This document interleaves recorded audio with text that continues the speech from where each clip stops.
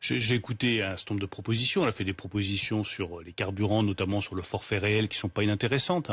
Et je pense que dans cette période-là, plutôt que de jouer la querelle politicienne, il faut prendre toutes les bonnes idées, d'où qu'elles viennent, pour servir les Français.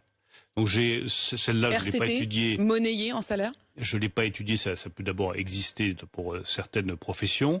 J'ai regardé en revanche la proposition qu'elle a faite, parce que c'est le sujet qui me préoccupe le plus aujourd'hui, sur l'indemnité, le forfait kilométrique, avec un barème où sur l'impôt sur le revenu, vous pouvez déduire les frais que cela représente, les frais réels. Pourquoi pas? Vous voyez, toutes les idées que j'entends qui me paraissent intéressantes. Ça, c'est également la proposition d'Éric Zemmour qui dit qu'il faut faire payer aux entreprises la moitié des frais kilométriques du trajet domicile-travail. En l'espèce, ce serait l'État, puisque ce serait une baisse de l'impôt sur le revenu. Alors, ça ne concerne que ceux qui payent l'impôt sur le revenu.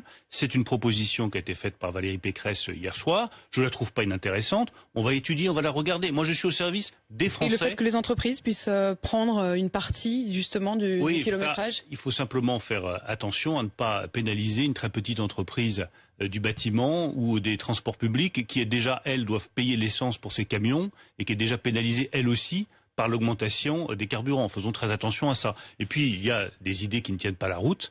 Quand je vois que Marine Le Pen nous dit sur l'électricité qu'il aurait suffi de baisser la TVA et que notre solution n'est pas la bonne, nous, notre solution, elle protège non seulement les Français, les ménages, mais elle protège aussi les entreprises, les petites entreprises, les TPE, les PME, alors que la TVA, je le rappelle à Madame Le Pen, la TVA, les entreprises ne payent pas de TVA sur l'électricité, donc ça n'aurait pas protégé les entreprises. Mais si je vous écoute, les propositions de Valérie Pécresse, il y en a un certain nombre où vous vous dites pourquoi pas. Vous pourriez, à un moment, vous savez, on se dit, est-ce qu'il y a tant de différence que ça entre une Valérie Pécresse aujourd'hui et vous qui étiez finalement son ami dans son parti il n'y a pas si longtemps? Mais il y a très peu de différence, je le dis depuis des mois, ce que je considère depuis très longtemps. Je connais Valérie Pécresse, c'est une candidate qui est tout à fait respectable.